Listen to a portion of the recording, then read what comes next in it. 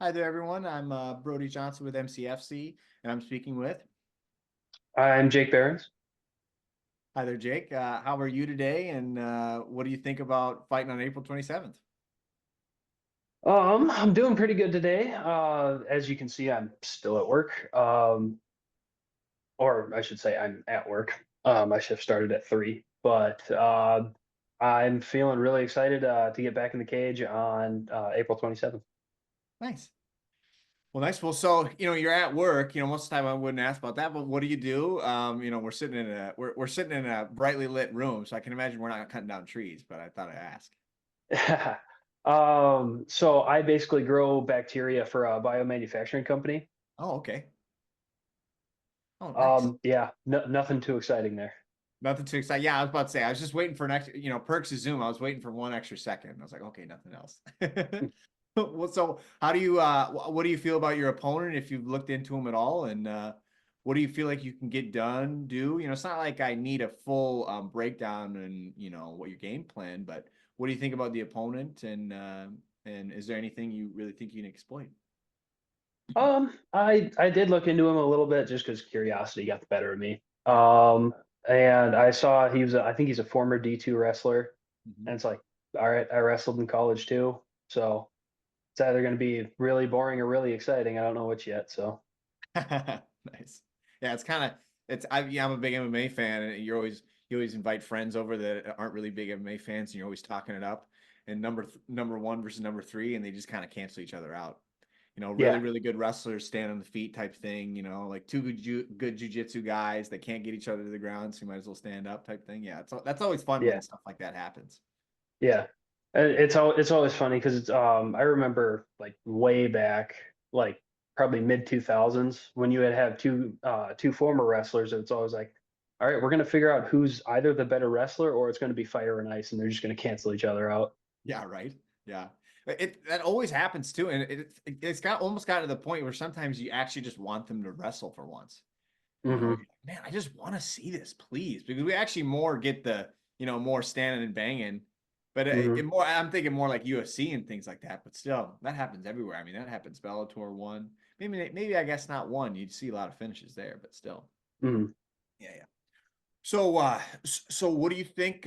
So you said recently to get back into fighting. How long has it been since you fought? And why? Let's see.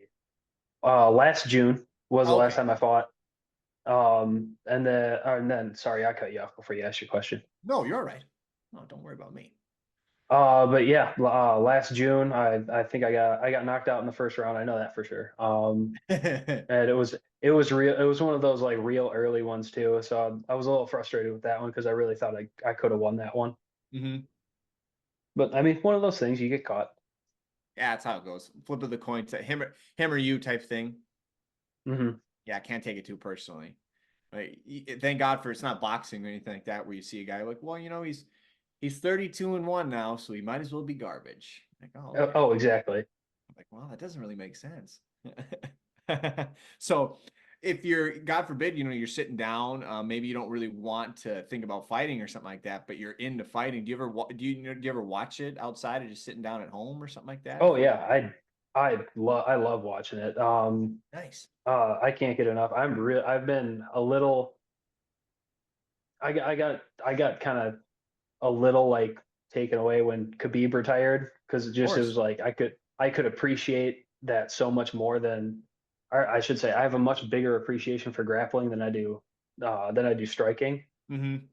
Because especially when Conor was at the top for so long, it's like, all right, now it's turning into like the ultimate boxing or ultimate kickboxing championship. Yep. And then you have this guy that nobody's heard of Hmm. from Dagestan in Russia that Yeah. most people can't point out on a map. Yeah, of course And it's not. like, oh, he's just throwing grown men around like it's easy. Hmm. You're not supposed to be able to do that.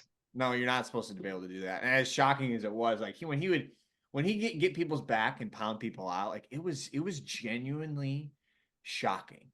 Like Hmm. it's one thing for the whole pound for pound discussion. We honestly could sit here and do that for 10 minutes, but the whole discussion about him maybe being the most dominant fighter of all time, it kind of it Hmm. feels sometimes when you put that and you're just kind of mulling that over for a few days, like wow, that kind of has a lot of merit to it. Yeah. Hmm.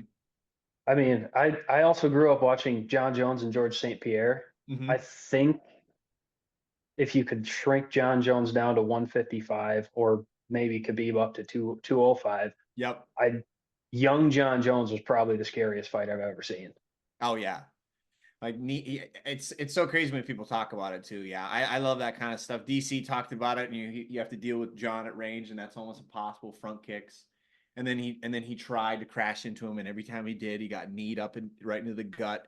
And John's Yep. probably gonna be southpaw, so it's gonna be the backside you're running into, and it's like, oh. You just and Yeah. I'm a big MMA fan. You just hear all these things, and it's just there's just so much stuff like chess doesn't even begin to explain jujitsu. Like I mean, not jujitsu, but MMA. Like it's just the possibilities are crazy. And for somebody with a job like yours, I can imagine those possibilities are really exciting at times. Oh my gosh. There's a lot of times where I'll think about like even just sparring where it's like, Hmm. oh, maybe I could try and, tie this strike after this strike, even though it's on the same side, Yep. or and it's I don't know. I sometimes I get lost in the sauce and it's like, okay, let's try this on a bag before I try it even in sparring. But Yeah. I don't know. Sometimes it's just like a we're gonna throw it and see if it works. Yeah. Spur of the moment. Yeah, that makes total sense.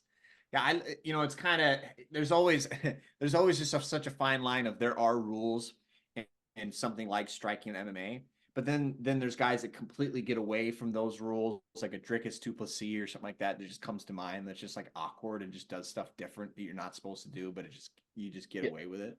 It's really really I cool. mean, I can pull out an old timer Yeah. that broke every single rule in striking. That's Fedor. Oh yeah, yeah, Uh, Fedor. Big yeah, loopers, big loopers, hands down by his waist, and it's bouncing just, for a heavyweight. yep. Yeah. Hmm. Probably walking around. I mean, yeah, probably was a 185er. Oh, if he really wanted to, I think he'd get down to You know, 185. like nowadays, that body type is a 185-pound body. Beating Hmm. up, slamming like getting slammed by Randleman right on his head and like just rolling through it. Like it's just so crazy to talk about that argument. O'Kane versus Fedor. Oh my Yeah. gosh. It's so much fun.